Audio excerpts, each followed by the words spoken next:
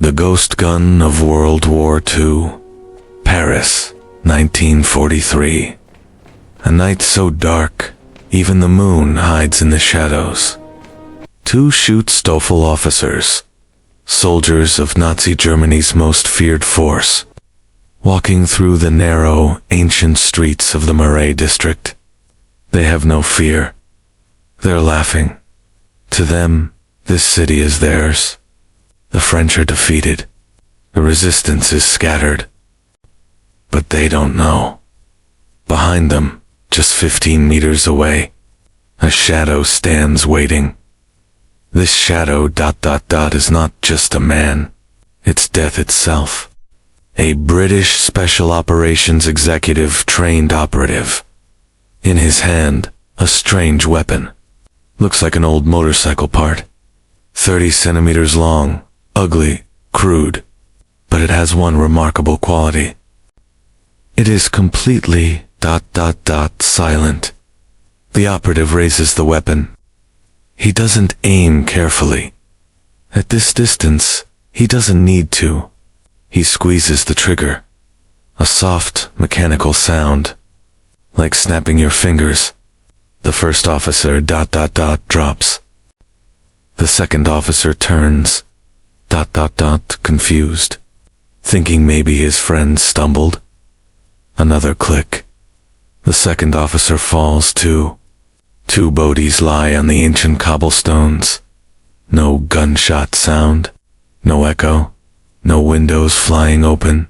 No alarms. Just two dead men. And the sound of footsteps.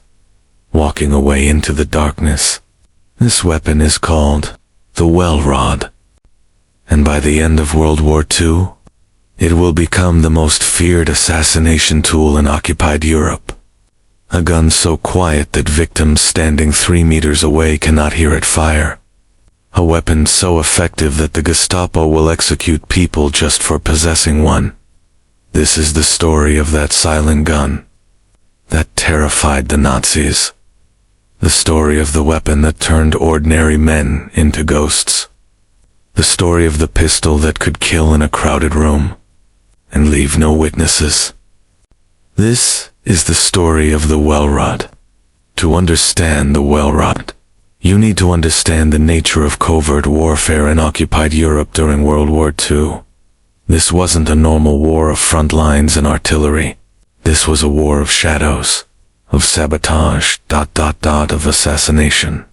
Winston Churchill's secret army, the Special Operations Executive, needed to eliminate specific targets, Gestapo informants, collaborators, high-ranking Nazi officials, factory managers, producing war materials, railway administrators, coordinating troop movements. But traditional firearms were useless for these missions. Think about it. A pistol shot echoes for hundreds of meters. A rifle crack can be heard across an entire city block. Every gunshot meant immediate detection, immediate pursuit ... and if caught, immediate death. The Special Operations Executive needed something different. They needed a gun that could kill without sound. A weapon that would allow an operative to eliminate a target in a crowded cafe ... a hotel corridor, a dark alleyway ... and simply walk away before anyone realized what had happened. In 1942, they contacted a weapons development team at a secret facility called Station 9. This was one of the Special Operations Executive's most secretive research workshops, located in a countryside estate called the Freeth near Welwyn in Hertfordshire. The team was led by Major Hugh Reeves, a brilliant engineer with a background in automotive design. His assignment was simple to describe, but brutally difficult to execute. Design a suppressed pistol that could be manufactured quickly, used by untrained resistance fighters, and remain effective after dozens of missions in the field. Reeves understood the fundamental problem with silencers. Most people think a silencer makes a gun quiet. It doesn't. It makes it quieter. A normal pistol fires at approximately 160 decibels. A suppressed pistol might fire at 120 decibels. Still loud enough to wake an entire neighborhood. Reeves needed something radically different. He needed something under 70 decibels. The sound level of normal conversation. A noise that wouldn't register as a threat. A sound that could be dismissed as a door closing, ... a book dropping, or simply background noise. To achieve this goal, Reeves had to rethink the entire concept of a firearm. Reeves realized he couldn't just attach a suppressor to an existing pistol. He had to build the gun inside the suppressor. The weapon had to be designed around silence, ... not power. First, ... the ammunition. Most pistols use high-velocity rounds. The bullet travels faster than the speed of sound, creating a sonic crack that cannot be suppressed. So Reeves chose subsonic ammunition. 9 rounds loaded with just enough powder to keep the bullet below the sound barrier. This immediately reduced the weapon's range and stopping power. But for assassination work, range didn't matter. Operatives would be firing from less than 5 meters, often much closer. At that distance, even a subsonic 9mm round was absolutely lethal. Next came the suppressor design. Traditional suppressors use baffles, small metal discs with holes that disrupt the expanding gases from the gunshot. Baffles wear out quickly. After 50 to 60 shots, they lose effectiveness. Reeves designed something more durable. He created a series of expansion chambers inside a long cylindrical tube. The gases from the fired cartridge would expand into the first chamber, lose pressure, ... then move to the second chamber, lose more pressure, and so on. By the time the gases exited the barrel, they were moving slowly enough to make almost no sound. But there was another source of noise. The mechanical action of the gun itself. The slide racking back. The spent casing ejecting. The hammer striking the firing pin. Every moving part created sound. Reeves solved this with brutal simplicity. He made the Welrod a bolt-action pistol. No automatic action. No ejecting casings. After each shot, the user had to manually pull back a knurled knob at the rear of the weapon, eject the spent casing by hand. End chamber, a new round. This made the Welrod painfully slow, in the time it took to fire 2 shots. An enemy with a conventional pistol could empty an entire magazine. But speed wasn't the point. Silence was the point. The final design looked nothing like a traditional firearm. A metal tube, ... 30 centimeters long and 3 centimeters in diameter. The grip wasn't a pistol grip, but a detachable magazine that doubled as a handle. The sights were minimal, ... just simple metal posts. No trigger guard. No safety mechanism. No markings of any kind. It looked improvised. ... almost homemade ... and that was intentional. If an operative was searched ... the Welrod could be disassembled in seconds. The barrel and suppressor looked like a piece of pipe. The magazine looked like a flashlight battery. The bolt looked like a mechanical part, scattered in a bag with other tools. The weapon was nearly impossible to identify. Production began in late 1942. The Welrod was manufactured at a small facility in Birmingham. Workers had no idea what they were building. Each component was made separately. The suppressor at one factory, the barrel at another, the grip at a third. Final assembly happened at a secure sole workshop. By early 1943, ... Welrods were being distributed to operatives across occupied Europe. France, Belgium, Holland, Denmark, Norway, Poland, anywhere the SO had agents. The weapon followed.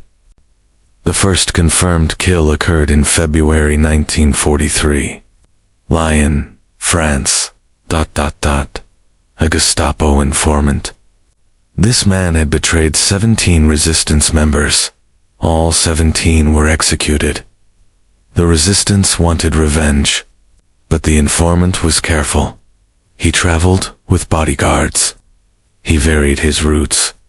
He slept in different locations. And so agent tracked him for 2 weeks. On a rainy Thursday evening, the informant entered a brothel in the old quarter. He dismissed his bodyguards. He felt safe inside.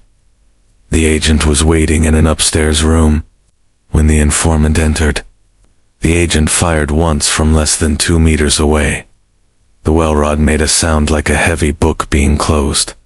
The informant collapsed. The agent walked downstairs, past the brothel owner, past 2 German soldiers drinking in the lobby, and disappeared into the rainy night. The body wasn't discovered for 3 hours. When Gestapo investigators examined the corpse, they found a single 9mm wound, but there were no witnesses. No one had heard a shot. No one had seen anything unusual. The case was filed as unsolved. Over the following months, similar incidents began occurring across occupied France. Stads found dead in hotel rooms, collaborators killed in restaurants, factory managers assassinated in their offices. Every case had the same signature. A single 9mm wound. No sound, no witnesses. The Gestapo began to panic. They issued bulletins. They increased security. They executed suspected resistance members in retaliation. But the killings continued. By mid-1943, the Gestapo had figured out what was happening. Resistance fighters had access to a silent weapon. The Germans called it the Geisterpistole, the ghost pistol, a gun that killed without sound, wielded by assassins who vanished like shadows. The Gestapo issued a directive. Any civilian found in possession of a suppressed weapon would be executed immediately. No trial, no interrogation, immediate death. And this order didn't just apply to the person carrying the weapon, but to their entire family. This made the Welrod even more dangerous to carry, but it also made it more valuable. Operatives who possessed one became elite assassins. Resistance cells would request Welrods specifically for high-priority targets. One of the most successful Welrod operations occurred in Denmark. In the summer of 1943, a Danish resistance cell had been compromised. A collaborator working inside the group had passed names to the Gestapo. 12 resistance fighters were arrested and executed. The remaining members identified the traitor. A shipping clerk named Henrik Skrensen had access to resistance safe houses, supply routes, contact networks. He was feeding everything to the Germans. The resistance wanted him dead, but Skrensen knew he was suspected. He never traveled alone. He lived in a guarded apartment building. He worked in a facility, crawling with German soldiers. And so agents supplied the Danish resistance with a Welrod and 2 magazines. 14 rounds total. The resistance planned meticulously. They tracked Skrensen for 3 weeks. They learned his schedule, his habits, his weaknesses. Skrensen had a mistress, a secretary who worked in the same building. Every Tuesday and Thursday, he visited her apartment during lunch. He always arrived alone. The building had a rear entrance, minimal security. On a Thursday in July, 2 resistance fighters entered the building. One waited at the rear exit. The other climbed the stairs to the mistress's apartment. He knocked. Skrensen opened the door, annoyed at the interruption. The resistance fighter raised the Welrod, 1 shot to the chest. Skrensen staggered backward. The fighter stepped inside, closed the door, and fired a second shot to the head. The mistress began screaming. The fighter turned and ran. He descended the rear stairs. His partner was waiting with a bicycle. They pedaled away through the afternoon crowds. Behind them, the screaming continued, but no one had heard a gunshot.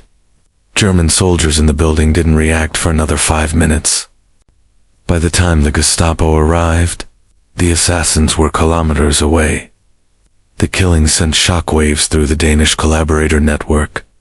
If Skrenson could be killed in broad daylight, in a guarded building, in the middle of German-occupied Copenhagen, then no one was safe. Several collaborators fled to Germany. Others stopped cooperating with the Gestapo entirely. But the Welrod wasn't perfect. It had serious limitations. The subsonic ammunition meant limited range, beyond 15 meters. Accuracy dropped dramatically, beyond 25 meters. The weapon was essentially useless. The bolt action mechanism was slow.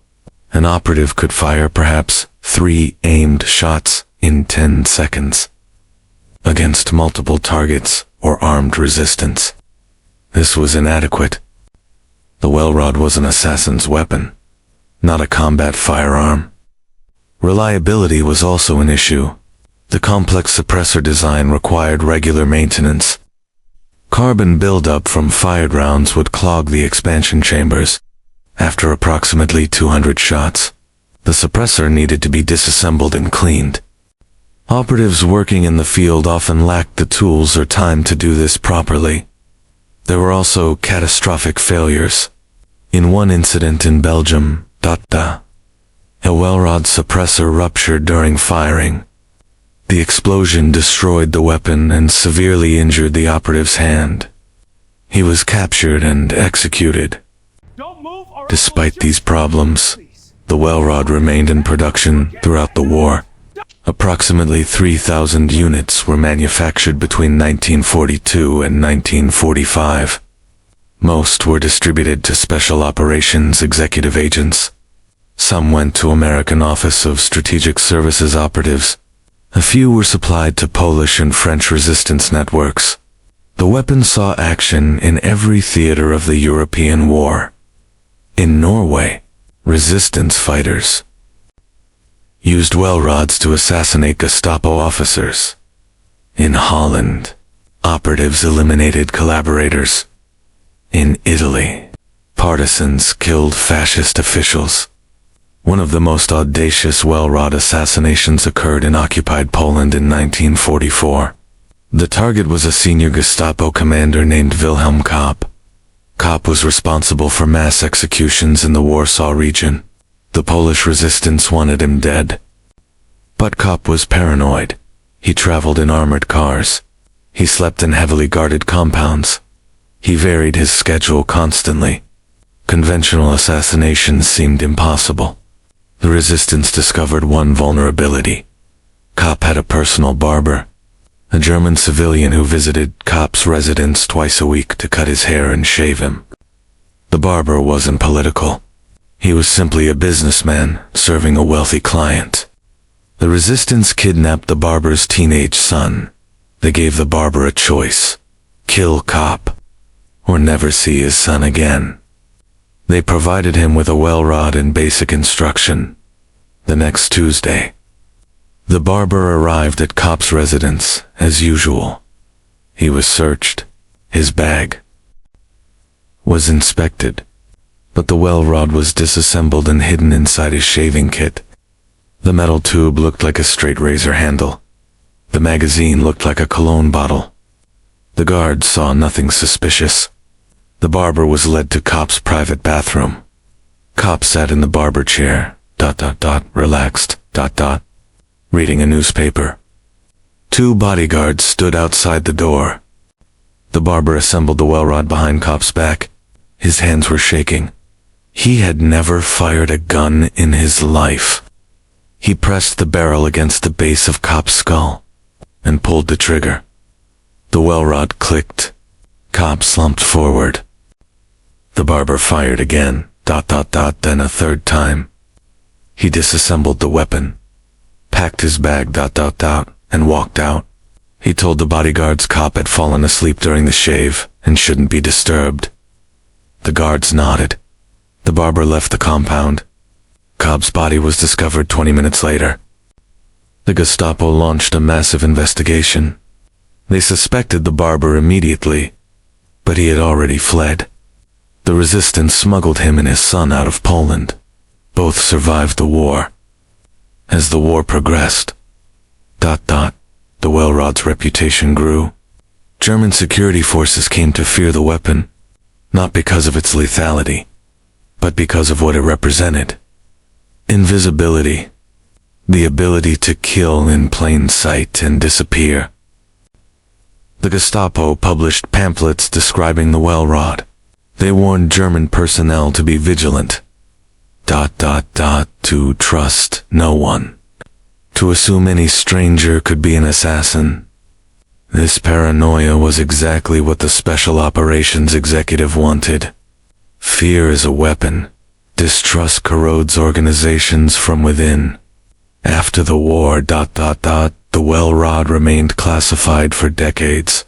The British government didn't officially acknowledge its existence until the 1990s, but the weapon continued to be used. Special forces around the world adopted variations of the design. The British SAS used Welrods in Malaya, Kenya, and Aden. Israeli intelligence services manufactured their own version for targeted killings.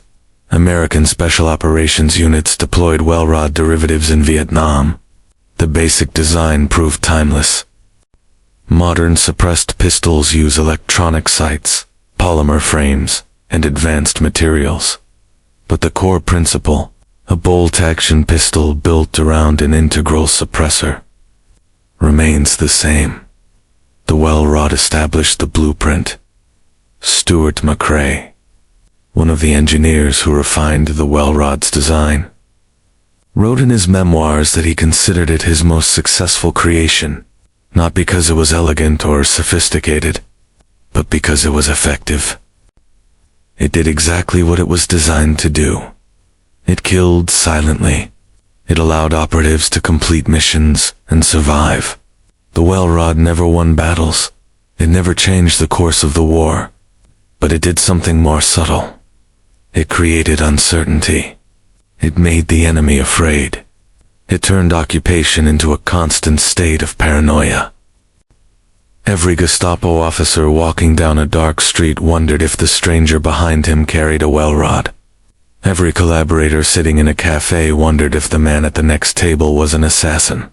Every Nazi official sleeping in a guarded compound wondered if the guard outside his door could be trusted. That fear, that constant uncertainty, was as valuable as any tank or bomber. Because fear degrades morale. Fear reduces efficiency. Fear makes people hesitate. And in war ... hesitation kills. The silent gun that terrified the Nazis wasn't a miracle weapon. It was crude, limited, and often unreliable. But it was quiet. Quieter than a whisper. Quiet enough to kill and walk away. And sometimes, that's all you need.